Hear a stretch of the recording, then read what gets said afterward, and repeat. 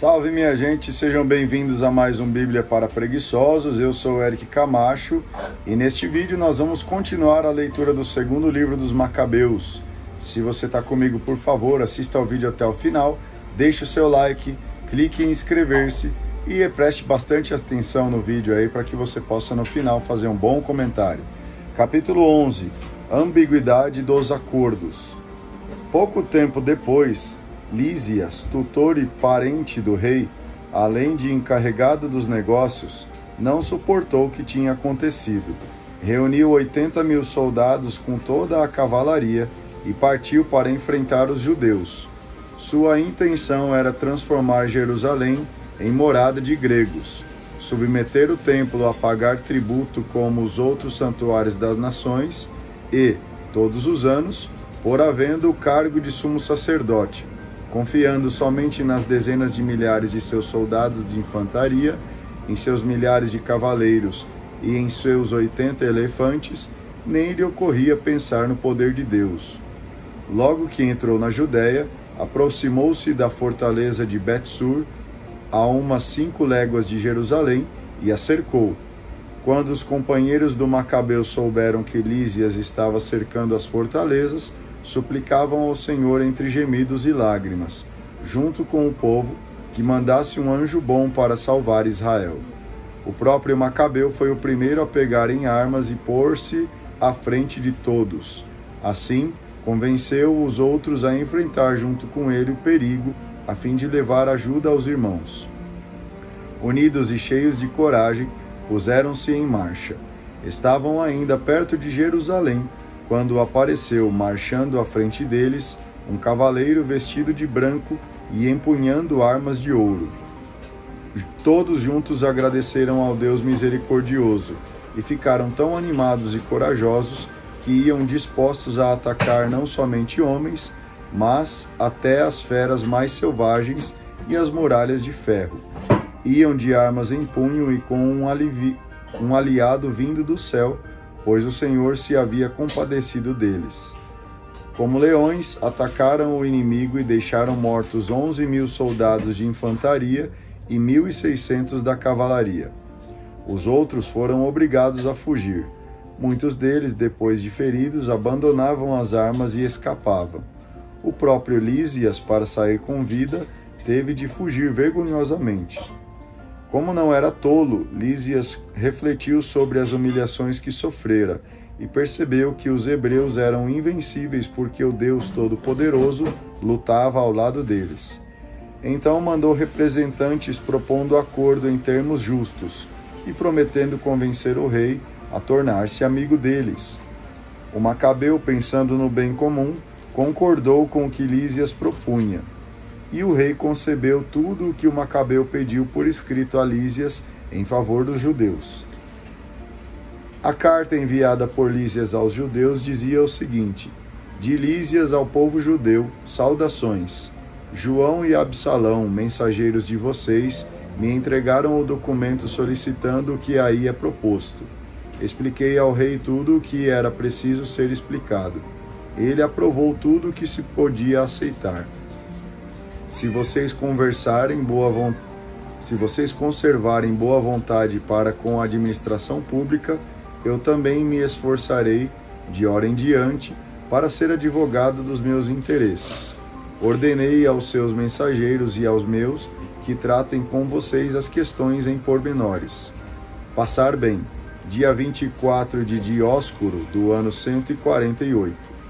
A carta do rei dizia o seguinte: do rei Antíoco ao seu irmão Lísias, saudações. Depois que o nosso pai se mudou para junto dos deuses, decidimos que os habitantes do nosso reino podem cuidar dos seus interesses sem sofrerem a menor perturbação.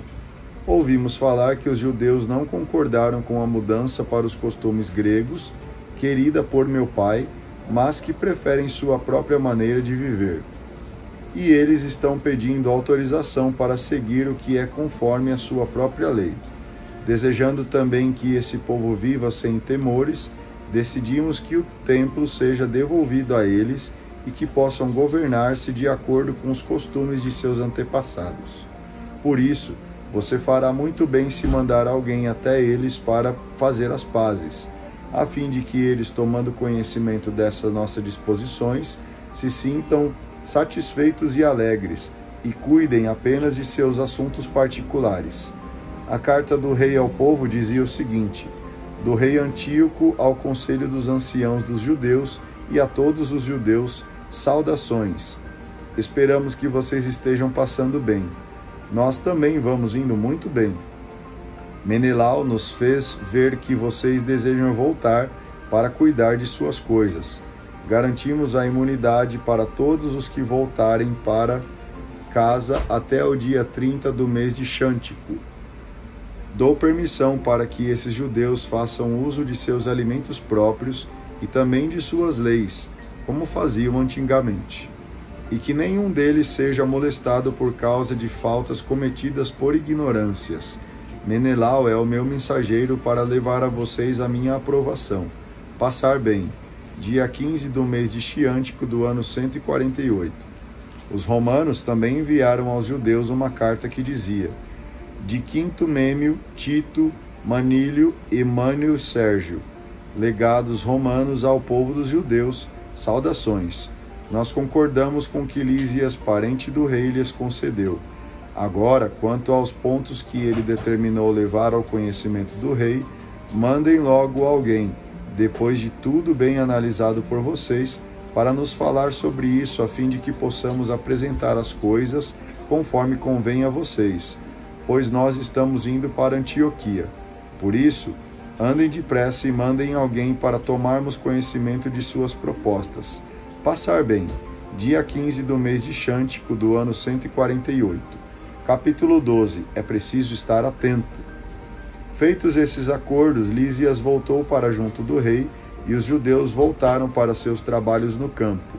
Os governadores locais, como Timóteo e Apolônio, filho de Geneu, e também Jerônimo e Demofonte, como também Nicanor, governador de Chipre, não os deixavam tranquilos nem viver em paz. Além disso, os habitantes de Jope chegaram ao extremo da maldade.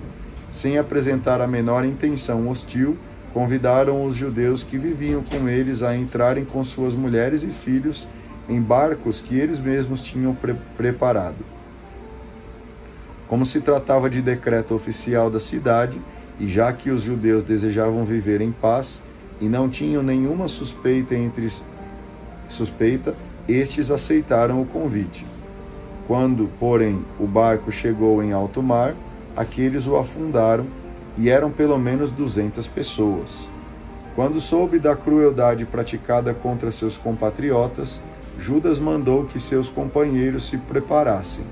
Depois de invocar a Deus, o justo juiz, foi atacar os assassinos de seus irmãos. À noite, incendiou o porto, queimou as barcas, depois de ter passado a fio da espada os que aí se haviam refugiado. Como a cidade estava fechada, Judas foi embora, com planos de voltar e eliminar toda a população de Jope. Entretanto, foi informado que os habitantes de Jâmnia queriam fazer o mesmo com os judeus que moravam na cidade. Então ele atacou Jâmnia de surpresa. Também à noite, incendiou o porto e as embarcações, de modo que o clarão do incêndio foi visto até em Jerusalém, a 45 quilômetros de distância, ampliando fronteiras. Judas se havia afastado 2 quilômetros daí para enfrentar Timóteo, quando pelo menos 5.000 árabes com 500 cavaleiros o atacaram. Aconteceu então uma luta violenta, e os companheiros de Judas, com a ajuda de Deus, ainda que menos numerosos, venceram. Os nômades pediram a paz a Judas, e prometeram dar-lhe gado e ajudá-lo em tudo o mais. Judas, percebendo que eles seriam realmente úteis em muitas coisas, achou conveniente fazer as pazes com eles. Assim, depois de darem as mãos, eles foram embora para suas tendas. Judas tomou uma cidade chamada Caspim, que era protegida por vales, rodeada de muralhas e habitada por gente de todas as raças. Os que estavam dentro da cidade, confiando na firmeza das muralhas e nos alimentos que tinham de reserva, foram ficando cada vez mais provocadores, para com os companheiros de Judas. Caçoavam, blasfemavam e diziam palavrões. O pessoal de Judas, porém, depois de invocar o grande soberano do universo, que sem arietes ou máquinas de guerra derrubou os muros de Jericó no templo de Josué, avançaram como feras contra a muralha. Após tomar a cidade por vontade de Deus, fizeram indescritível matança. Um lago vizinho, com mais de 400 metros de largura, parecia cheio de sangue que havia escorrido.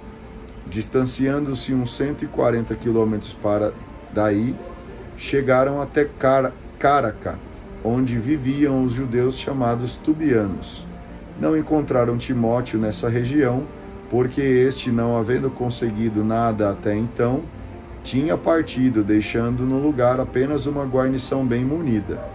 Dositeu e Sosípatro, oficiais do exército de Macabeu, desviaram-se para esse lugar e mataram o pessoal deixado por Timóteo na fortaleza, e eliminaram mais de 10.000 homens. O Macabeu dividiu o seu exército em grupos e colocou os dois na chefia desses grupos. Em seguida, partiu para atacar Timóteo, que tinha sob seu comando 120.000 soldados de infantaria e 2.500 cavaleiros.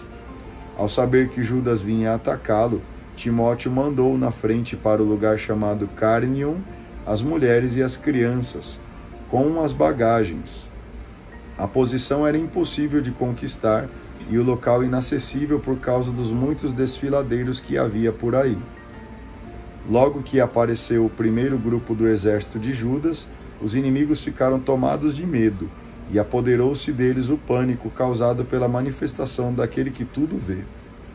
Fugiram então desabaladamente, uns tropeçando nos outros, muitas vezes atrapalhando os próprios companheiros e ferindo-se gravemente com suas próprias espadas.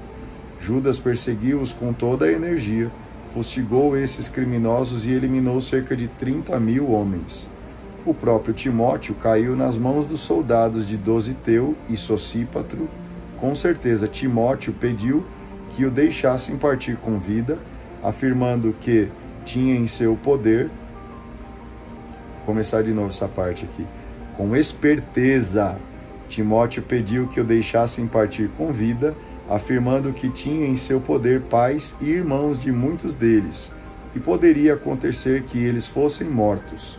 Conseguiu convencer os soldados com muitas palavras, prometendo que devolveria os prisioneiros sãos e salvos. Então, lhe deram liberdade em troca da libertação dos irmãos. Vira a página. Em seguida, Judas marchou contra Carnion e o santuário de Atargates, e matou aí 25.000 homens. Volta para Jerusalém. Depois dessa reviravolta e matança, Judas dirigiu-se para o lado de Efron, cidade fortificada, onde moravam lisânias e uma população de todas as raças. Jovens bem fortes ficavam na frente da muralha para lutar com bravura.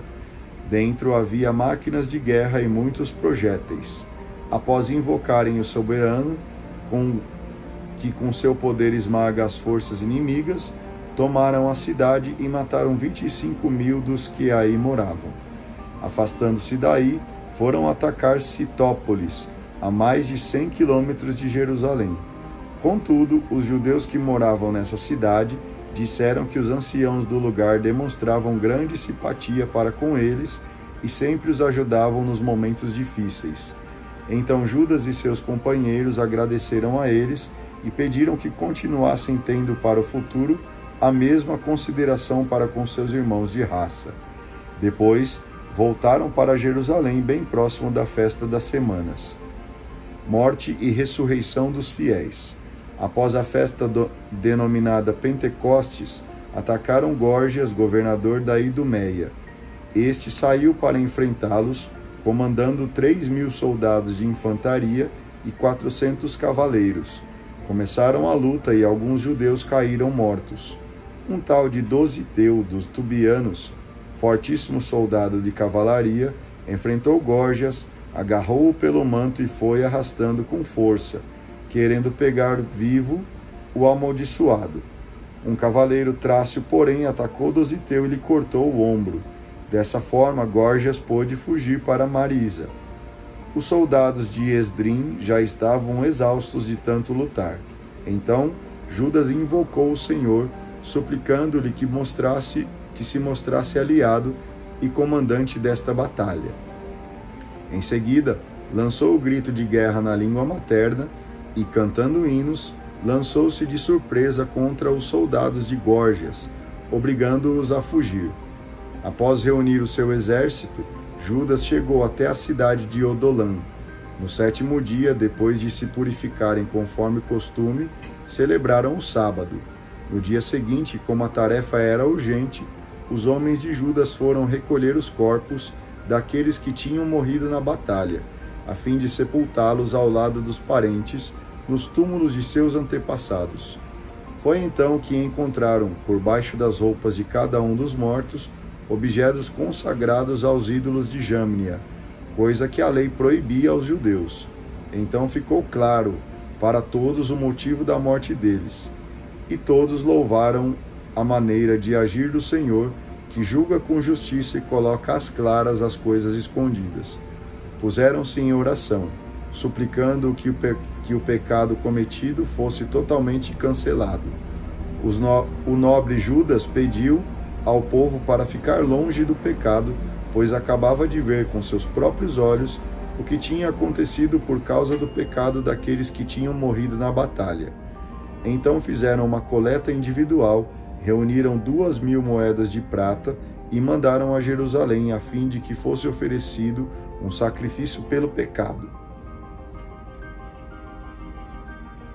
Ele agiu com grande retidão e nobreza, pensando na ressurreição.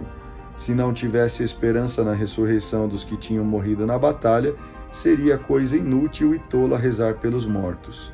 Mas, considerando que existe uma bela recompensa guardada para aqueles que são fiéis até a morte, então esse é um pensamento santo e piedoso.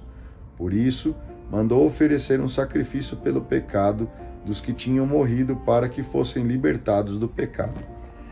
Muito bem, eu agradeço a você que acompanhou a leitura até aqui. Nós já estamos aí quase no final da leitura do 2º livro dos Macabeus. Peço que você continue comigo nos próximos vídeos e que Deus continue te abençoando. Faça um excelente dia. Um grande abraço e tchau!